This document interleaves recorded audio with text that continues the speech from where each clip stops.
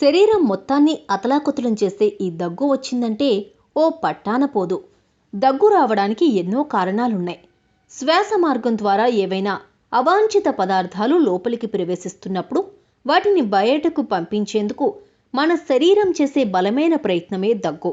ఇక దీనిని తగ్గించుకోవడానికి ఎన్ని మందులు వాడినా, ఎన్ని జాగ్రత్తలు తీసుకున్నా అస్సలు వదిలిపెట్టదు.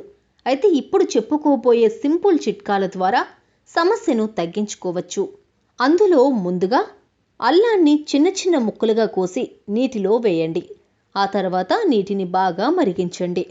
దీనివల్ల అల్లంలో ఉండే ఔషధాలన్నీ నీటిలో కలుస్తాయి.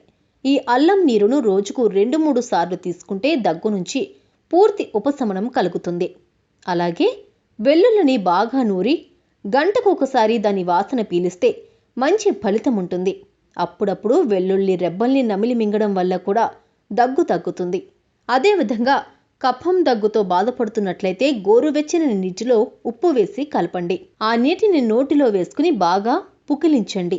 దీనివల్ల గొంతులో ఉండే శ్లేష్మం బయటకొచ్చేస్తుంది మరియు దగ్గు కూడా తగ్గుతుంది.